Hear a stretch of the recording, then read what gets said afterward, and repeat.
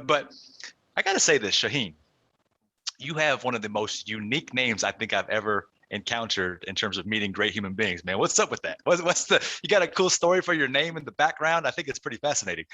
Iranian. So I was born Okay. in Iran. Yeah, during the 1970s, the mid 1970s, and my family came here. So it's actually funny because when we came here to this country, for some reason, most Americans were unable to pronounce two syllable names. I don't ask me why. So I was like, "What's your name?" I'd be like Shaahin. Shah what? I'd say Shaahin. They'd be like Shah what? We're just gonna call you Shah or Sean, and that's how it stuck. So all these Iranians moving here. I'm in Los Angeles. I know where are you at? Vegas, right across Vegas. the way, Okay, my yeah. friend. Yep. Same thing. So lots of Persians, lots of Iranians. So they all changed their names because I guess the people around them couldn't pronounce their name. So if your name was like Farhad, they couldn't say two syllables. So they'd be like, "Oh, Fred. I got Fred. Fred, got it." Yeah, yeah. That's too funny, man. I love Yeah. it. So life in the United States post being in Iran, was that a huge cultural shock for you as you transitioned from, that part of the world to this part of the world, even in your youth? Hell yeah. Were Hell you yeah. aware of, Look, I came from the third world. right? Iran in the 1970s was undergoing major changes. It was under, I guess, arguably what some people would say was a dictator. Probably was a dictator. He was a king. He was a monarch, and he was big on modernization. So he was trying to modernize the country as quickly as possible. And there was always in that part of the world arguments, mainly over oil and resources. And, it was a difficult time, but he was overthrown. Theocrats, which were like religious people, took over the country. And my family, being Persian Jews, some of the oldest Jews in history are the Iranian Jews, the Persian Jews. I decided, hey man, like what if something really bad happens again? So let's bail and give our kids some opportunity because all the opportunities drying up here. So they left in search of opportunity with basically the clothes on our backs. And we moved to Germany because you couldn't move to the United States. And then from Germany, we moved to the United States. And in Iran, things are very safe for kids. I would argue safer than it is here. Politically, it might be less stable, but as far as a great country to grow up in, it was fantastic for me as a kid. And I was king of the heap. And then I get here to this country. I'm 5 years old. I don't speak English. I'm dropped in a public school in the 1980s during the Reagan era. And I learned quickly that you could, in fact, get your ass kicked multiple times in a day. I didn't realize that until it started happening to me. And I was like, oh, shit. Oh. Everywhere I looked, there was an ass kicking coming for me. So it makes you tough pretty quick. I got pretty gritty, pretty scrappy. I knew how to handle myself in Iran, but when I got here, I was like, oh shit, every day is going to be a fight. Let's go to fucking war. Yeah, and yeah. That's what it was. Every day became survival for me until one day I woke up and I was in my teens and I was like, this is fucking bullshit, man. Like I can't keep doing this. The path that's laid out for me, that trajectory, is not the path I want to go. It's fucking filled with stuff that I don't want, nor do I want to do. So there's got to be a better way to find my fame and fortune. And that's what set me off on my journey. I like that. You said a couple of things there right at the end, at the tail side of that caught my attention. One, to be able to identify, sort of that you didn't want something so young is a pretty good, keen sense of awareness. By the way, you and again, I don't know to what detail you have followed maybe this gentleman, but his story is very similar. Patrick Bet-David, who runs Valuetainment, he's got the Iran story from there. Yeah, was involved in the war, fled as refugees, and then family got out to come over here, and I think landed in LA as well. I mean, it's almost identical, right? So, yeah. To the point that you said you started figuring out that you didn't want that. What do you think that was more like an innate thing, or that because of some of maybe the war stories of life, you were able to start pinpointing something? Because I'm always curious, does somebody have a gift? There's always like that sixth sense in their life that they realize in hindsight that they had, or was it just like you were tired of this thing that was happening and you were ready to go find, which the second part of this was that fame and fortune. Did you want fame and fortune? Did you work towards that? Was that embedded into you? So I know it's kind of a loaded thing there, but not trying Great to load it, question. but trying to dictate the decision making process in there that you come along with to get you sort of out of that stress place and chart forward. Yeah, super question. So I'm a big fan of Valuetainment, Patrick Bet David. I think he's doing a lot of mafia stuff now, is Yeah, interviewing mafia guys, which is super, super interesting. I think that's his yeah, thing. It's probably his passion project. And I'm a fan of him. He's a little bit younger than me. Pat's, I think, in his early 40s. I'm yep. 46. No way. Yeah, so I migrated to the United States in '79. So I think maybe he came a little bit after me, probably, I'm guessing. But in any event, I'll tell you what happened. My folks, my dad, we moved here, had literally no money. My dad was working at a pizza shop. He was working at a dry cleaners, which he ended up working at for 30 years. And I watched what was going on around me. We moved to a suburb of Los Angeles called Pacific Palisades, which in that time was very hippie. It was not up and coming. And once we moved in the early 80s, the neighborhood started coming up. It was like all of a sudden there was like fancy cars and people eating at restaurants and those kinds of things. I was like, I hadn't eaten at a fucking restaurant until I was 15. I remember my buddy, because there was all these rich kids all around me, and we wouldn't eat out. We go home. My mom would make like a burger. She'd cut it in half. My brother would get half. I'd get half. And that was dinner, lunch, and breakfast, right? That's just like the way things were. She'd make us Persian food. And that was the way we lived. And we were solidly poor. And I remember growing up in this neighborhood where all the houses started popping up, rich people started moving in, and going to a restaurant with a buddy of mine going, whoa, wait a second. I can look at this menu and I can order a burger and the fries. And this guy's going to bring it for me right here. Explain to me that again. I don't fucking believe you. And that's literally what it was like. And then I started looking around me and I saw, man, this guy's got like a fancy car and this guy's got this big house and this like beautiful wife and like all this like stuff. I was like, I want that stuff. How do I get that stuff? So I went home to my parents and I said, look, I want to be rich. I want to get all that stuff. How do you get all that stuff? And they had a very clear answer for me. It was like, well, you become a doctor or a lawyer and you can get anything you want. Look at Mr. Shamsar across the street. He's very rich. He's a doctor. And I was like, fuck, okay, well, that's what I'll do. I'll become a doctor. That's easy enough. Yep. I was like, how long does that take? They're like, well, 8 years of school, 4 more years for a specialty. You get in debt $500,000. And then by the time you're bald and fat and don't have any fucking friends left, you can maybe say that you're a doctor. You get a bank loan to buy the house. The bank owns your house. The bank owns your fucking car. The bank owns your wife. And then, the whole, everything around you is owned by somebody else. And you have no control over your time. You leave at 5 a.m. in the morning. You're working for somebody else. You come home at 8 p.m. and that's the best life you can have. Hope that works for you. It's like, hell no, I'm not going to do that. So I decided that I was going to read up. And fortunately, I was really interested in reading. And I read books like Think and Grow Rich. I read Bruce Lee's Tao of Jeet Kune Do, where he talked about Eastern philosophy. I read Alan Watts. I read all these old-time amazing guys who wrote about success and Eastern philosophy, and that there's a world out there that you can achieve regardless of who you are. And I don't know if it was bullshit or not bullshit, but I took it as the way that I wanted to form my reality. I decided that I wasn't going to do what everybody else wanted me to do. So I signed out. I said, I'm signing out, took my backpack and I bailed. I cut ties with my family. Didn't really have many friends in those days anyway. And I just took off. I slept on the beach. I slept in empty buildings. I hung out at the local community college. Even though I wasn't enrolled, I would sneak into the occasional class, hang out in the coffee room or the computer lab at the time, and just try to fucking figure out what I was going to do. And I was fortunate enough, Manny, to run into a dude who agreed to become a mentor of mine.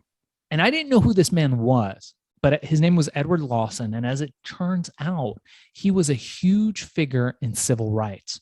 And he landed some pretty important cases where he sued the government himself, by himself, all the way up to the Supreme Court.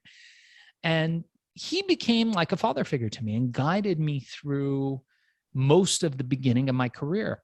And I remember thinking to myself, man, like I got to start doing something. He introduced me to the electronic music scene at the time. He was a big dancer, believe it or Oh, not. dude, you and I can go on a side conversation about that whole Yeah. subject. Yeah. The history, by the way, I'm still a fan of. But anyway, I digress. I had to jump in there to make sure I didn't lose I that love that. opportunity to talk How about. old are you, Manny? Yeah, 35. Oh, okay. Yeah. So I Yeah. got about 11 years on you. That's awesome, dude. Yeah, no, Pasquale Rotea, the guy that Live Nation, he was my neighbor. And No he kidding. started out going to my raves, believe it or not, that I was doing. Oh, you're opening up a whole nother can of worms. I Yeah. don't even know if we want to go this He direction. But he lived a few houses down from me. Stephen Gordy, who's also known as Red Foo, LMFAO, also went to my school.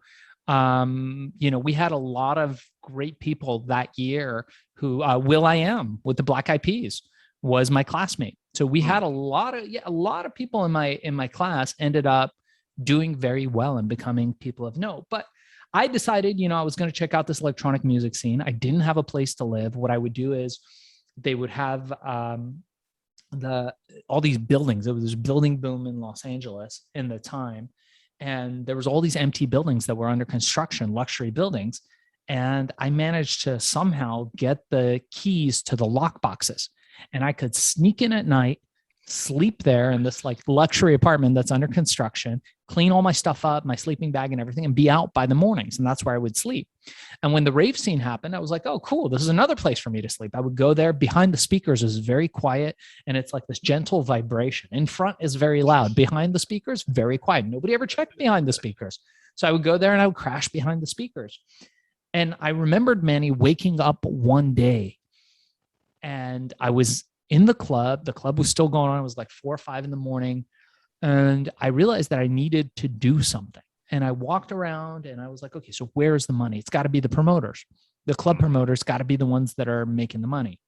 Nope. Those guys were always broke ass motherfuckers. They'd be, running all the time. They'd be at the first part of the club and then they'd bail so they didn't have to pay everybody.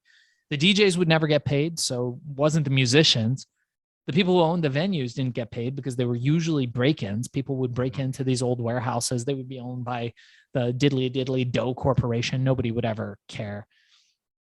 So who was making the money in those days? Can you take a guess? In those days,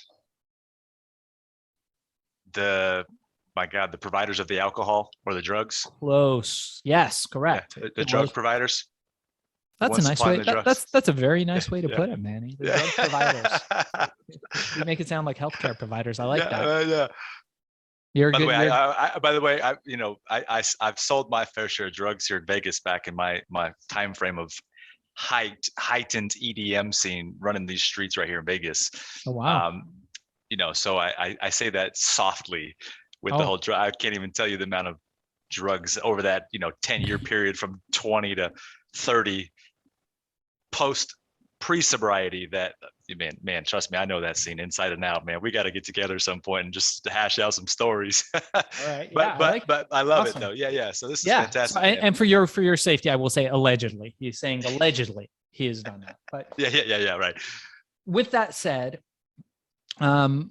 so I was like, all right, cool. Well, let me do this then. So that's great. Let me sell drugs. I mean, this guy's got a Porsche. He's got a beautiful blonde with all the everything. And he's got all the jewelry. Like, yes, I want that. How do I get that? And then I looked back to my adolescence after we moved here from Iran. And I remember my forays into crime during my adolescence, me and some other misfit kids. And by the way, I write about this in my book, Billy and How I Became King of the Thrill Pill Cult, which just dropped. So anybody who's listening, check us out on. Definitely going to get to all that fun stuff. Yeah. Check us out. So I write about this where, we were a bunch of rejects and misfits and kids that nobody liked. And we started a little miniature crime ring where we would go into these little liquor stores. And at the time I had a little Greek kid who was my buddy.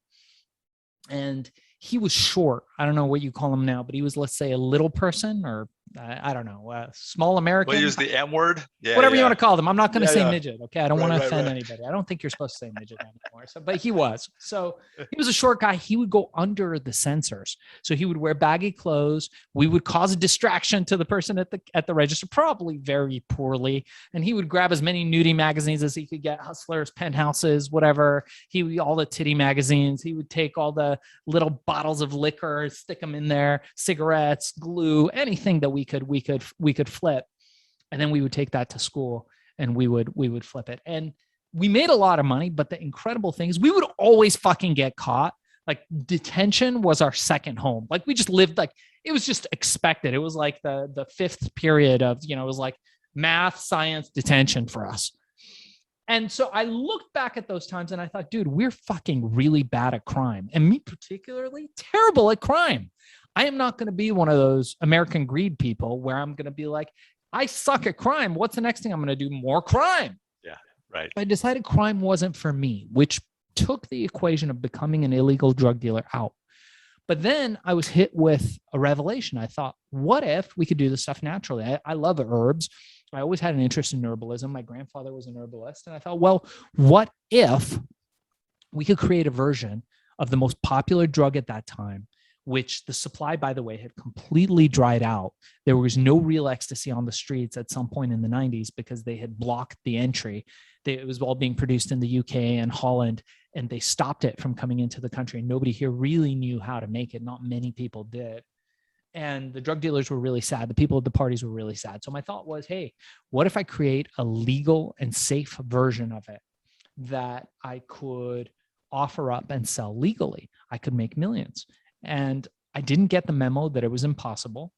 Or I'm sure a lot of people told me that, but I didn't listen. I managed to get myself a girlfriend at the time, even though I was dead broke.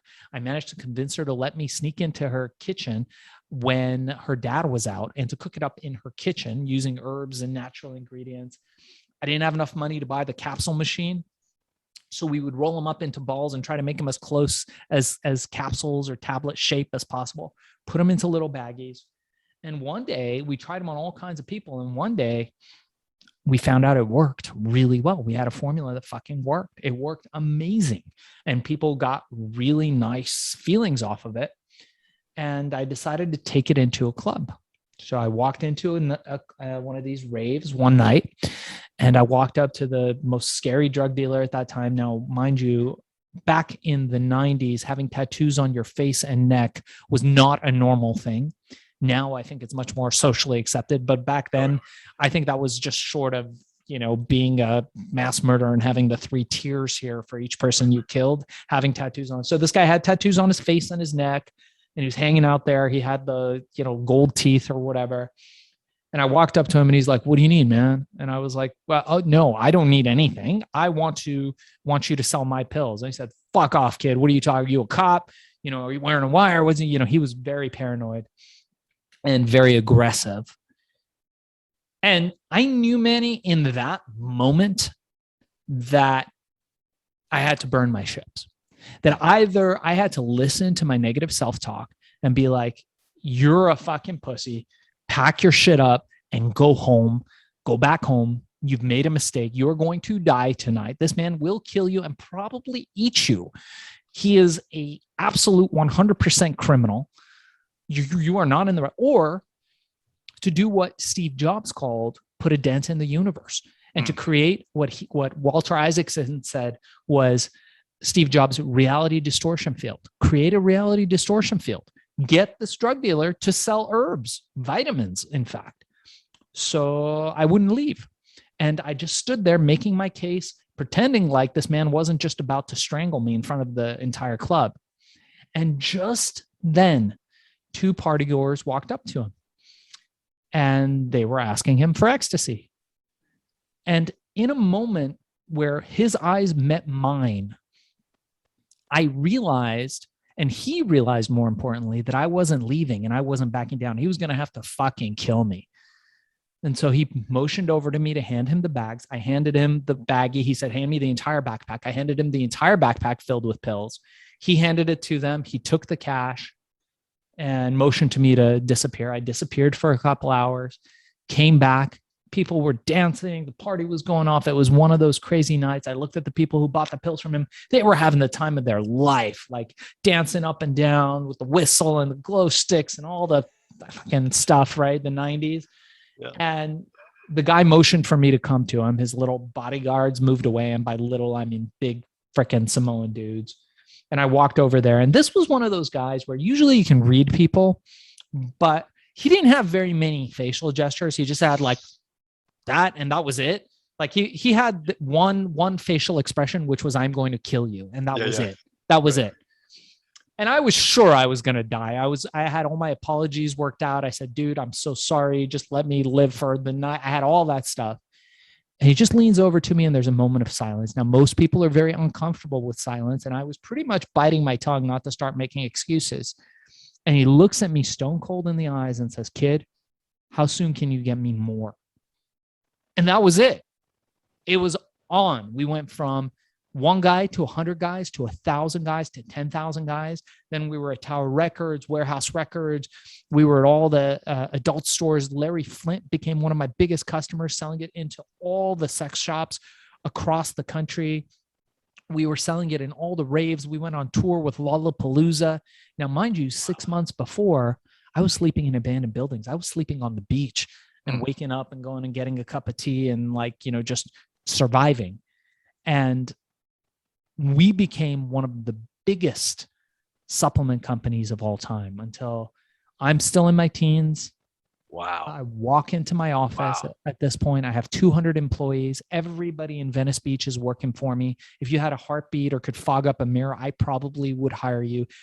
And I get into my office. And in those days, I was sleeping at the office whenever I could, just because I wanted to work 22 of 24 hours of the day if I could. I just wanted to continue the success growing. And Manny, the news broke that we had broken $1 billion in revenue. Wow. Wow. This is pre-internet, pre-social media, pre-mobile phones, pre-iPhone, pre-all this stuff. $1 billion before Silicon Valley had the big explosion, before any of these, before anybody was making $1 billion, we broke $1 billion in revenue. I'm a teenager. I dropped out of school. I was sleeping in an abandoned building 6 months before, and now this happened.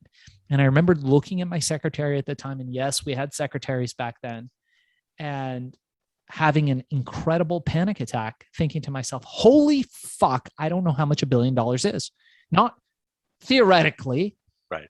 In fact, I didn't know how much money $1 billion was. So I had to look it up because they were telling me CNN is on its way. Sam Donaldson with Nightline wants to interview you today. He's in the limo outside. Montel Williams just sent tickets for you to come to the show in New York. Everybody wanted me on. And it led to a crazy ride. And I write about it in the book. You know, the mob got involved. The Yakuza, the Japanese mafia, wanted to take over the company. There were a lot of interesting times that were had in those days. A lot of private jets, flying around with celebrities, crazy wild parties, and making a lot of money and burning a lot of money, and sometimes literally burning money. And off of a legal substitute for that high and that excitement that one wants in the club, right? That's right. We were completely legal, and it drove the authorities insane. They didn't have a place to put us. They didn't know what to do with me. They were like, well, fuck, if it's a drug, then DEA. If it's this, then we'll take it to this department. If it's this evasion, we'll do this department. But they didn't have any of that. Everything we were doing was legal. It was just unprecedented. With like scaling up, I guess, because you could read 1,000 business books and you could cover probably everything that you went through in those 1,000 books. When you had to produce more, did you shift from, hey, I've got a countertop in the kitchen to building facilities? Like, was this a true business ascension type of a deal that you got forced into, and your 200 employees in Venice, are you starting to drive process and system, and that's part of the playbook that becomes the company infrastructure that helps this thing get to $1 billion? Or was this like, dude, you're Pablo Escobar in Colombia, and you're moving it in the streets and the gutters and the submarines type of thing, man. It's like, what was the nature of that? So a little bit of both, but more oh yeah, I would fly all over the country with briefcases filled with pills, even in countries where it was illegal. That was a thing that we did in those days. But Unbelievable. With that said, I had no systems. I had one system, and I write about it in my book, and I'm going to tell you about that. And it was the system that ran everything in those days. I didn't understand business systems. And now, I teach people how to make money on Amazon. I've got an Amazon course. And through all that stuff that I do now, I teach people how to build systems, how to build strategies, and build businesses that last the test of time. But back then, I didn't have any of that. I had one system. That was, if you had suicide margins, what I call suicide margins, and were able to make an insane amount of money in the stupidest ways possible ever, then you could pretty much buy yourself out of any problem that was created as a result of it. Employees stealing product, make more money. Lawyers fuck up, make more money. Get lawsuits, make more money.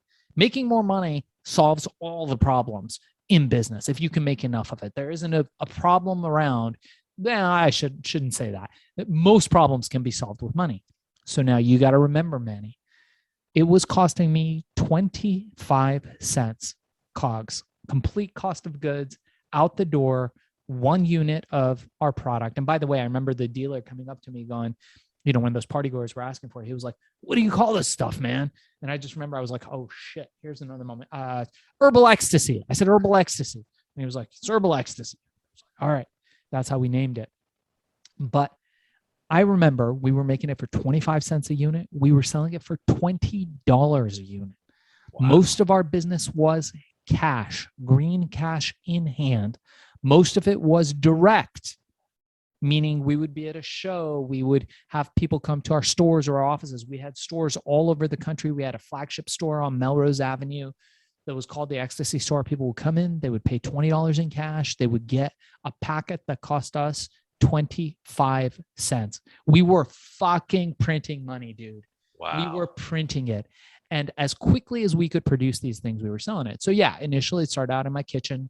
Then I found a dude in Chinatown who was he had a small production line. He could maybe make a few hundred bottles a day or a few hundred packs a day. And then we contacted major manufacturers. And it just so happened that Southern California was the hub of supplement manufacturing in those days. So it was Southern California and the East Coast. And so what we did was we set up factories in Southern California. We set up factories on the East Coast. And then we were in 32 countries. So every country where our product was going to be sold, we set up a little production facility, a little contract manufacturing facility to produce our pills. And that way, if they ever shut down one of our factories, we always had multiple from all over the place, which was one of the reasons why it was so difficult for them to shut us down at any given time. They tried. They really tried. Yeah. But at the end of the day, they couldn't shut us down as easily as they thought. I got some deep questions because everything you're saying is so fantastic. And I want to be able to transfer the knowledge to more modern day today, which obviously you've made tremendous shifts from that time frame to today. And I do want to talk about your book and, Amazon of what you're doing today. But I think the biggest benefit for anybody that listens, and sometimes I take a selfish approach because I'm always curious about these things too, is, at that time, it sounds like you hit it spot on right at the right time where things were sort of evolving in that scene. You didn't have access, the supply of the actual ecstasy was no longer there. And so I'm triangulating this from like a business standpoint where people that in modern day are attempting to jump into business. There's a couple of elements that are similar in nature to have a big hit like that, a big home run, right? Like good timing, for example, plus the less regulated infrastructure kind of maybe the business and then the hub being there in SoCal. So if today's entrepreneur is attempting to jump into business, how much of that is transferable to today in the sense that how it worked for you in the 90s, having that big instant hit in your teens to make $1 billion, if you're not Zuckerberg building Facebook, how realistic is that today in today's day and age for someone to have that same thought? I get the idea. We buy into the idea and the theory a lot, but the actuality of it has to have a couple things really sort of connect at the same time to have that massive success. You agree or disagree? Yes and no. So Please let me share. tell you. Let me tell you what it is. Like real estate. Real estate's a good example. You know, what I teach, particularly to my students now, is foundational thinking. We teach that you need to have multiple streams of revenue no matter what you're doing. And one of those streams should be real estate that we always talk about. And we could talk about this towards the end if you want to. But with real estate, it doesn't matter where the market is. You can always find an opportunity. There's people who get rich in every market. Market's hot, there's people making money flipping. Sure, they might be holding a hot potato, but if they know what they're doing, they'll make enough money, and the last hot potato they hold or get stuck with, you know, balances out with all the wins that they had before that. In general, in life, the sum total of your winnings just has to exceed by a good margin the sum total of your losses. So you can have one big win and a lot of little losses and they get canceled out. You can have a lot of little wins and one big loss and it can get canceled out. So in very general terms, that's the way it is. The other thing that I would mention is that there is always an opportunity for you to succeed, but you have to be in the flow. And by that, there's a great book by this guy, Csikszentmihalyi. I think I'm pronouncing his name right. It's always a very difficult name, called Flow. And he talks about being in the flow state. Stephen Kotner, in his book, Art of the Impossible or The Rise of Superman, talks about how these extreme athletes get into these flow states where they slow down time and they're just there. And I look back to my time back in the 90s when I had this astronomical success, literally hundreds of millions of dollars floating around on yachts with supermodels, and you know, the lifestyles that you see on Instagram, the bullshit ones where it's like, I got a Lambo, check out all my shit, right? Like private jet, and you realize the dude paid $150 to get a picture in a private jet set, right? And the girls are all hired models, and you know, it's all rented lifestyle. It's all bullshit. Yeah. Like I lived that fucking life in the 90s because I had that kind of wealth back in those days. And the interesting part about that is when you succeed and when people succeed, they're in the flow. And you have to be able to get yourself in a flow state, to have all your ducks in a row. And look, you can't be in a flow state if you're fucking selling your hours. You can't be in a flow state if you're struggling to make ends meet, if you don't know where your next meal is going to come from, if you don't know if you're going to get your baby's diapers this week or not, if you can't take your girl out for a meal because you broke all the time. It's not going to work. You will not be in a flow state. So the first step for anybody is stabilization. Once you get stabilized, then you have to figure out how to optimize and get yourself into a flow state. In those days, remember, I came from nothing. I had nothing to lose. And every day for me was, I didn't need much. So my requirements were very small. For me to be comfortable was, I had nothing. I was sleeping in an empty building, eating relish and ketchup from a hot dog stand, and I was fucking fine. It was okay. It was okay. And then I got stable. I made a little bit of money.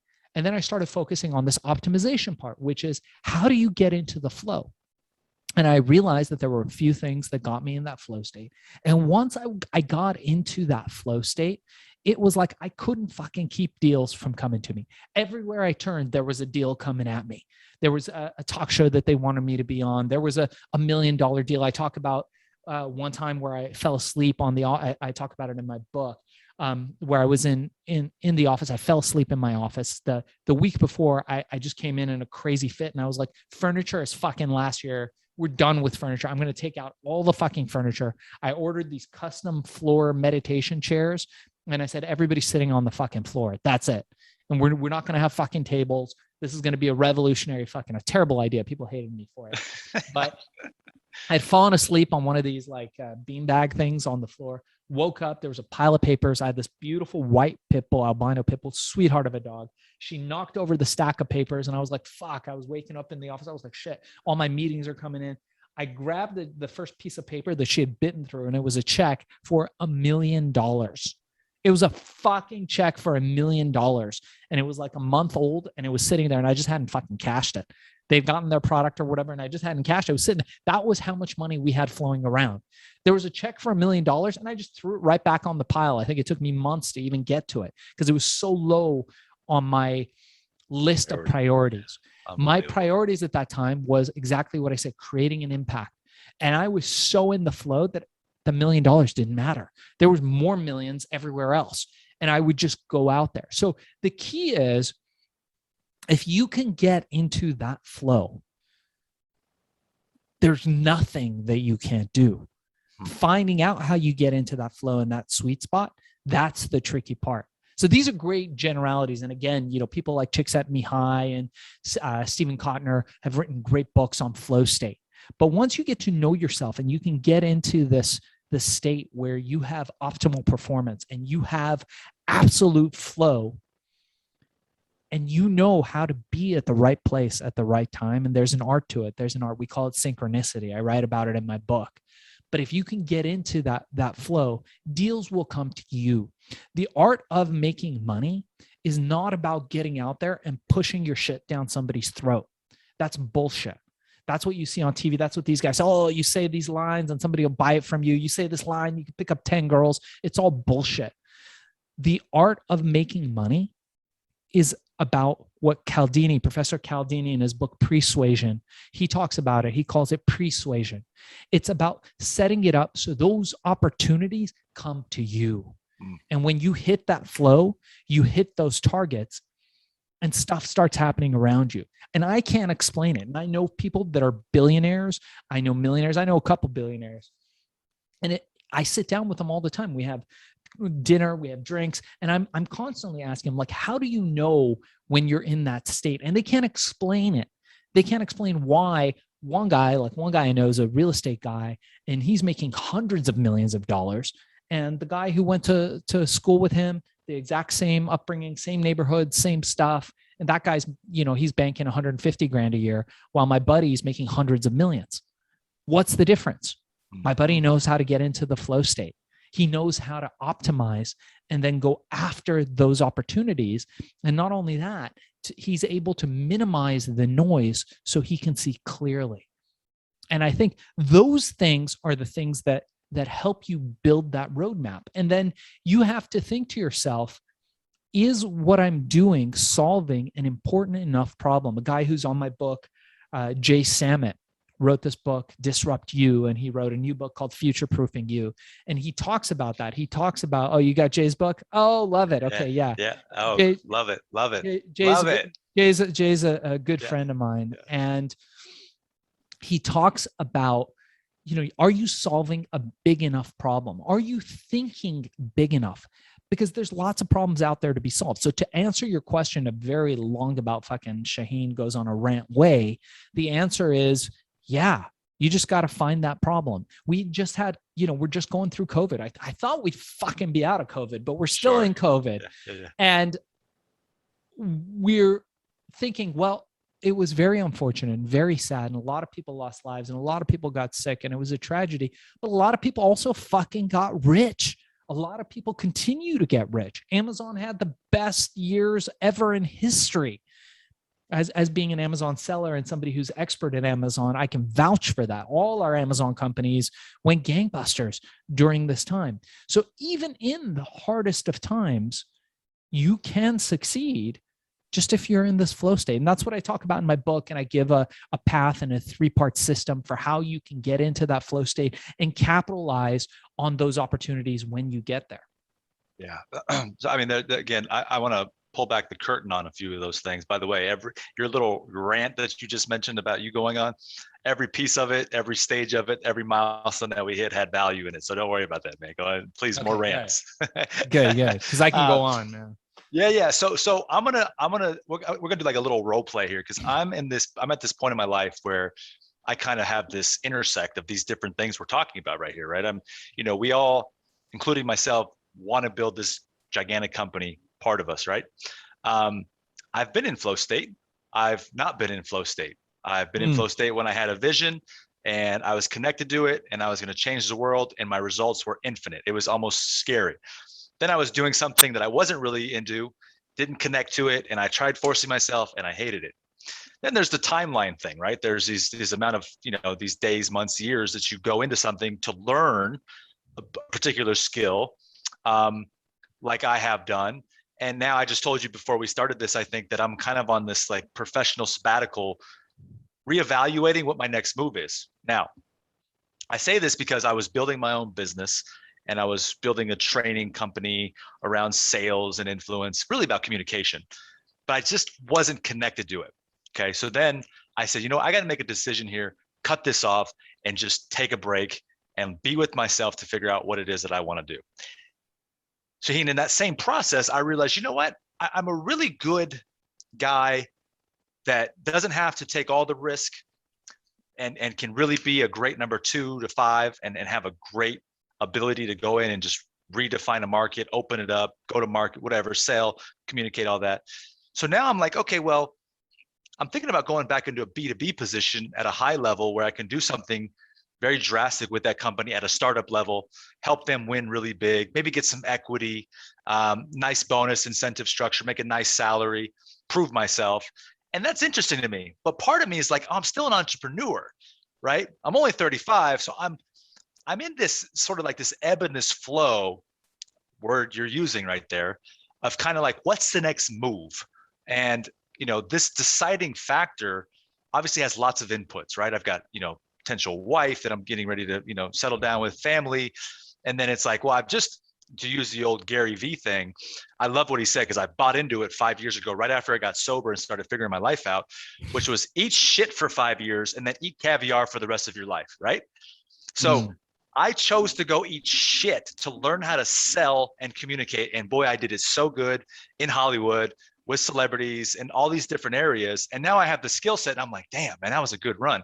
So now I'm thinking about what's my next thing, right? So I'm sharing that with you in a way where somebody that's listening to this is kind of like, if I was just talking to you in a normal conversation, because that's what this is anyway, how would you suggest to me or point me in a direction in a world where there's millions of opportunities? And based on the information that I just gave you about how I'm looking at it, I want to kind of do a real simulation here where somebody can plug into that and use what I'm really going through and your experience and your high level ability, having been a successful entrepreneur in your teens to now being at 46, to say, okay, how can we unpack this to at least get in position to make a good decision for the next point in your life, right? And then continue to march forward. That was a lot, man, but I hope you caught that to some degree. Does that make sense? Yeah, I understand. I mean, look, for any successful entrepreneur, yourself included, what's next is always a very big question. And somebody who has not been where you are may not understand what that's like. So in order to understand what's next, I think there's a couple steps that you can take. Step one is taking a look at how you want to design your life.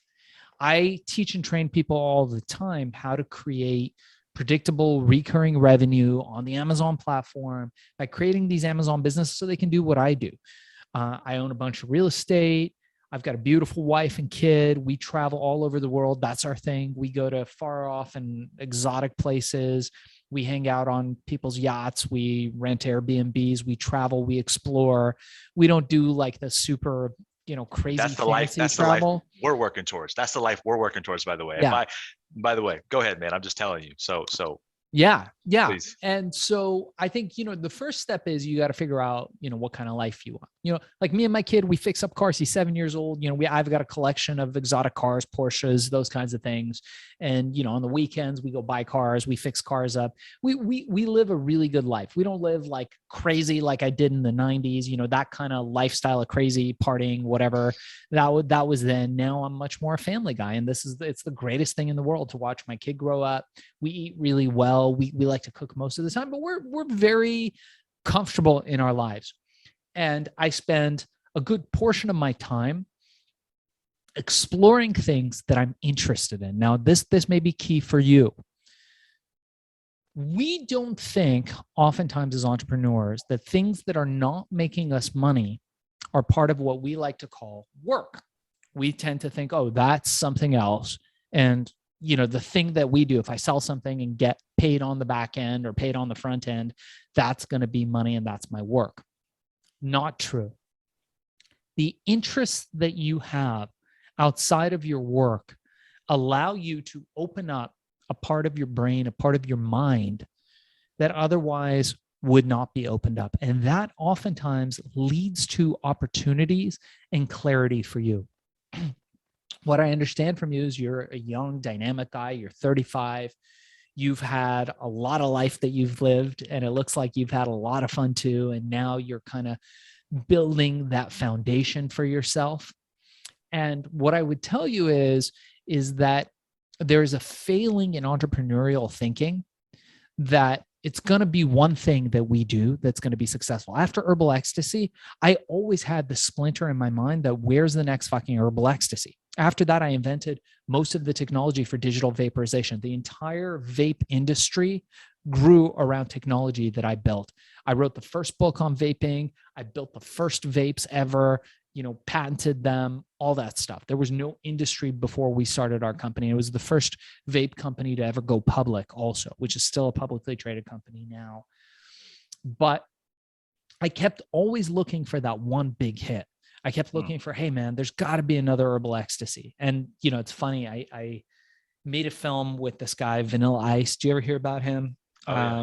And he was one of the top selling rap artists of all time. I think only Eminem ever beat him. He sold 19 million copies of his album for that one song, Ice Ice Baby.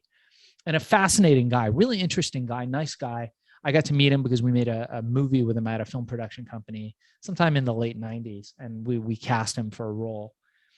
And what I realized about him, what that was very interesting for me, was that this guy had that one hit, and not just him, a lot of guys like him. And they were just waiting for the phone to ring on the other end to say, hey man, when can you get back in the studio and make another one? And those calls never came because it was just the one hit. But maybe he was looking for something else. And now that guy, he got a TV show. He's known for other things. He's rehabbing real estate. He's probably made more doing that than anything else he did in the past. So my point is this, that as entrepreneurs, we have this feeling that it's going to be one big hit, one big discovery. We're going to find that gold and that's going to be it. And it rarely works that way, especially today in the hustle economy, especially today in the outsourced economy. You need to have MSIs, bud. You need to have multiple streams of income and slowly build your wealth. Get rich slowly is what I teach people. So what you need to do is you need to make sure that you have, I don't know if you're already doing this, but you need to have some cash flow positive real estate, money that is being earned for you without you having to work for it. You need to have some money. Are you an apartment guy? Or are you a mobile home guy? Like, when you say that, what's your approach there? It doesn't matter. There's lots of ways. There's lots of systems in real estate. You find a real estate mentor. I am not that guy. I have mentors who mentor me in purchasing of real estate, but I am not that guy. But are you, which domain are you involved in? If you don't mind me asking, to share. I buy anything, as long as it's cash flow. I buy cash flow. So I buy cash flow positive properties all over the world actually now. And those properties, someone lives in them, someone pays the bills, and I collect the check every month. And in time, they build a portfolio. Yeah. So for the people that are listening, because I think this is very real, and hold the thought where you were going with that. You said MSIs, multiple streets. You started with real estate, so you were going to continue that thought beyond that. So hold that part right there, and then let me go here, which is if for the people that are looking to start investing in real estate, they got to make money first. There's got to be an active income that allows them. Otherwise, they're going the boots on the ground. They're starting with somebody that might have the business in real estate already, that's going to say, hey, you learn how to go find the properties, and you put in all the sweat equity, and I'll give you a piece of the deal, which can happen. But otherwise, the other alternative is that person has to have made money in simplest forms to go out and be able to do that. Correct? No, you don't need money to buy real estate. That's one of the common misconceptions. Look, I was bored for a while, and I was buying houses on eBay in the winter in the Midwest, just buying them. I would buy them. I had an American Express, one of those black American Express cards. I think it had no limit, and I could get, yeah, it had no limit. So I would buy houses for 10, 15 grand from the auction companies on eBay. I would wait till the winter was over to the summer, because they would load them up on eBay, list them in bulk. They would have snowy pictures of the houses. I'd hire some dude on Craigslist to take pictures of the houses when the snow melted. You have to wait a couple months, and then list them back up on eBay, and I would get 5 times the value of those houses, all paid on a credit card. I didn't spend a penny of my own money on that and made a ton of money doing that. I've also done deals where I've bought properties where I've bought the property, got it into escrow, sold it before it's out of escrow, and made the money. I've also gotten money, properties where I've had other people invest and share. Now, again, this is not my expertise. I only teach the concept that you need to be involved in cash flow positive real estate, but real estate is actually one of the easiest things to get involved with in no money. What you need is knowledge.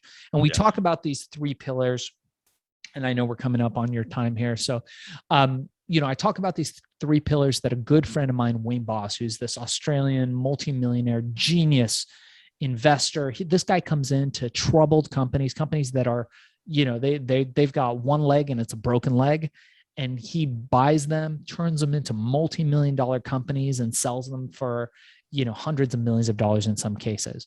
And Wayne always taught me that you got to have 3 things: knowledge, courage, and action. Good for you to know too. Yeah. Knowledge. So you have a problem, you want to solve a problem. You got to get knowledge. We got to know how we solve this problem that we have. What's your next big move? Well, let's get some information.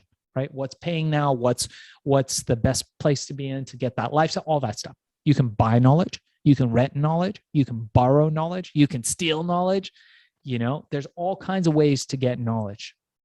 Once you have that knowledge, if you know, hey man, if you do these things, that's going to take you to your highest path. That is the highest likelihood for you to achieve the things you want to achieve, Manny. It gives you courage, right? Balls, cojones. It makes you feel confident that you can now do the third part, take action. Without action, nothing else is possible. So knowledge, courage, action. It's a 3-step system. We go into it in detail in the book, Billion, How I Became King of the Thrill Pill Cult. And really with that formula, bud, you can't fail. But you either have to take time getting knowledge, developing courage, or taking action.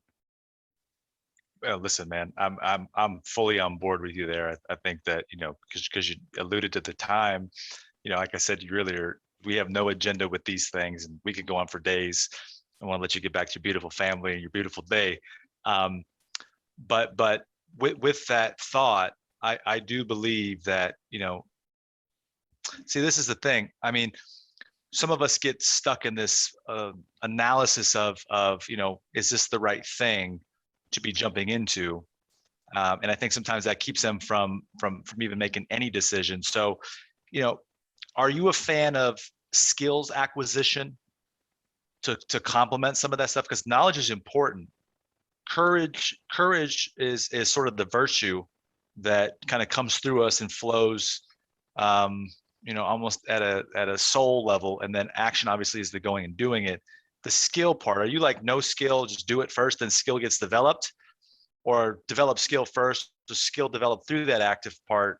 Some kind of last thoughts there before we have you share, where we can go get some more cool info on Billion right there, and some more on the Amazon mastery and all that fun stuff. But just that last final thought, and then I'll have one more question for you before we wrap up, and then we'll have to do this again sometime again. Hopefully you've had fun here, brother. I mean, this is totally fun. Okay. Let me answer that for you. I kind of know where you're going with this. Don't fucking overthink stuff. You have a tendency to overthink. I can tell it just by talking to you for the amount of time that we did. Don't fucking overthink stuff. You have a gut, you have an intuition. Doesn't mean that you don't need to verify it. One of my old teachers used to always say, play your hunch, it'll have your lunch.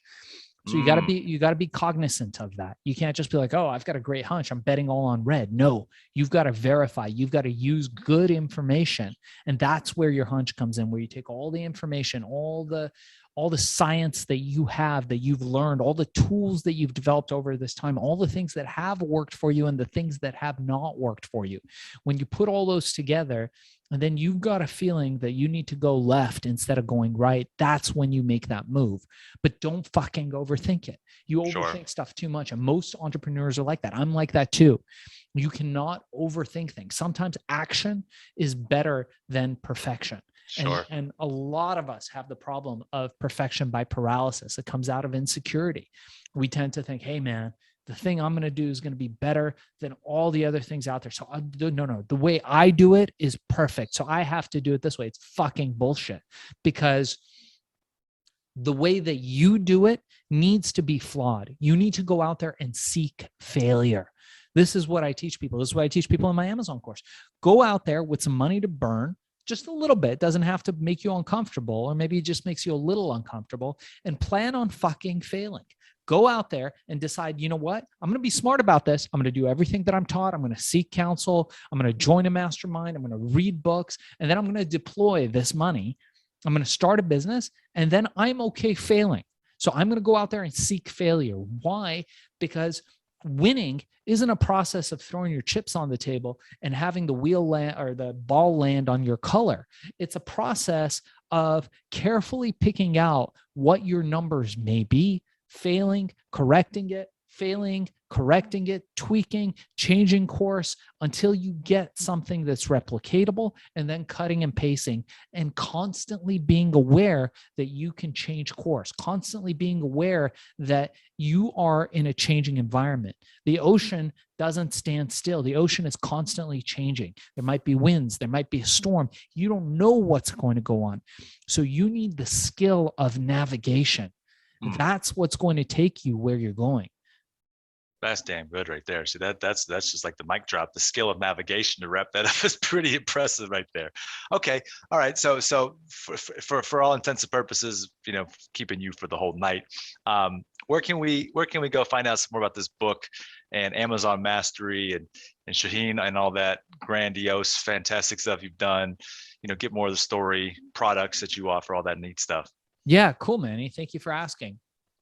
So the book is available now on Amazon. The Audible book launches next week for anybody who's interested in that. But the book, the hardcover, the ebook is available on Amazon and Kindle. So check it out. It's called Billion, How I Became King of the Thrill Pill Cult. For anybody who wants, the first chapter is free on Spotify, Stitcher, Apple Podcasts, Google Podcasts, wherever podcasts are found.